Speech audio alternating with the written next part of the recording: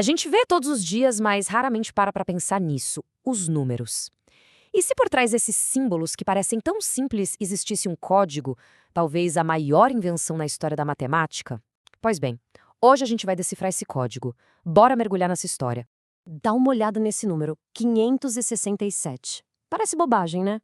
São só 3 símbolos que a gente usa no automático. Mas a verdade é que esse número guarda uma história secreta.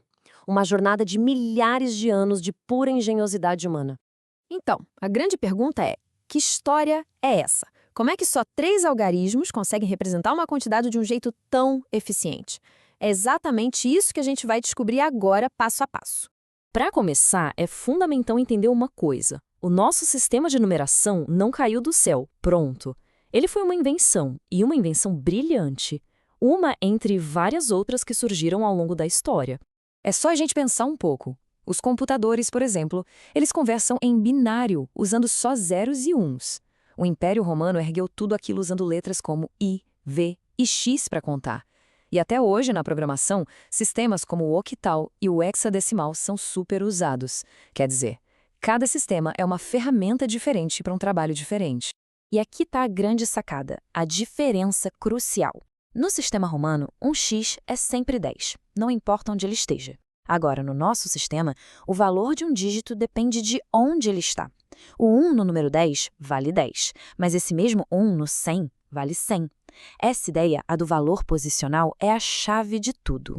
Ok, então, de onde é que veio esse sistema tão especial?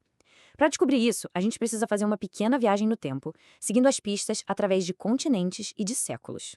E a nossa jornada começa na Índia Antiga. Foi lá que alguns matemáticos geniais tiveram a ideia revolucionária de usar um conjuntinho de símbolos onde a posição de cada um ia determinar o seu valor. Só que essa invenção incrível poderia ter ficado só por lá se não fossem os estudiosos árabes. Eles viram o poder que esse novo sistema tinha, adotaram a ideia e levaram ela para todo o mundo ocidental. É por isso que até hoje a gente chama o nosso sistema de numeração de Indo-Arábico. Olha só que sensacional este gráfico. Ele mostra direitinho como os nossos números evoluíram ao longo de mais de 1.700 anos.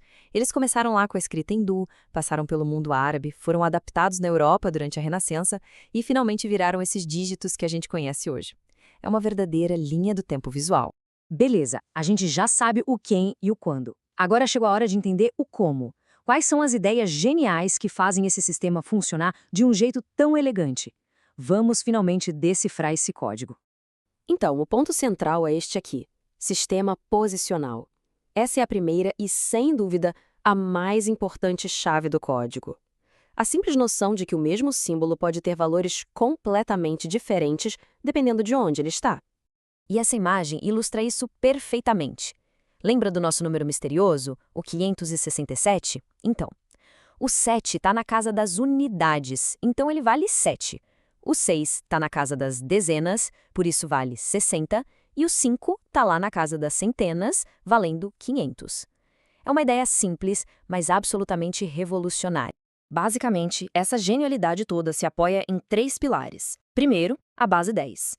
Tudo é agrupado em pacotinhos de 10. Segundo, 10 símbolos. A gente só precisa dos dígitos de 0 a 9 para construir qualquer número que se possa imaginar. E terceiro, talvez a maior de todas as inovações, o 0. Um símbolo para representar o nada, que serve como um coringa para fazer o sistema posicional funcionar. Pensa nisso como um processo de empacotamento super elegante. Juntou 10 unidades, vira uma dezena. Juntou 10 dezenas, vira uma centena. 10 centenas, 1 milhar.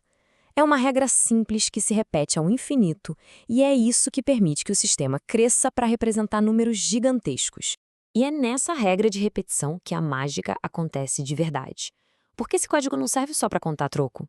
Ele dá para a gente o poder de construir e, mais importante, de entender números de qualquer tamanho que a gente possa imaginar. Para organizar essa bagunça toda, a gente usa uma estrutura formal de ordens e classes. Cada dígito ocupa uma ordem, e a cada 3 ordens, a gente forma uma nova classe. Tem a classe das unidades, dos milhares, dos milhões, dos bilhões e por aí vai. É uma grade, um sistema perfeitamente organizado. Então, como é que se lê um número gigante sem entrar em pânico? Tem um truque bem simples que todo mundo aprendeu na escola. A gente só precisa separar os dígitos em bloquinhos de 3, sempre começando da direita para a esquerda. Cada bloquinho desses ganha o nome de uma classe e a leitura fica quase automática. Vamos ver um exemplo aqui? 57.283. O bloco 283 está na classe das unidades. O bloco 57 na classe dos milhares. Pronto, 57.283. O próprio sistema ensina a gente a ler. E isso funciona para números ainda maiores, claro. Pega aí o 12.839.696. A gente separa os blocos e já vê as classes: milhões, milhares e unidades. A leitura flui que é uma beleza. 12.839.696. A consistência desse sistema é o que o torna tão poderoso.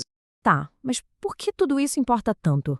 Porque, no fundo, quando a gente decifra o código do nosso sistema numérico, estamos olhando para a base, para o alicerce sobre o qual toda a matemática moderna foi construída. Tem uma citação muito boa no material que deu origem a essa análise que diz o seguinte: praticamente toda matemática é edificada sobre duas operações fundamentais: adição e multiplicação. É impressionante pensar nisso, né? Do cálculo à álgebra, tudo, no fim das contas, se resume a essas duas operações. E é justamente a estrutura do nosso sistema decimal que faz a adição e a multiplicação serem tão eficientes. Como os números estão organizadinhos em unidades, dezenas, centenas, os cálculos ficam muito mais rápidos e lógicos.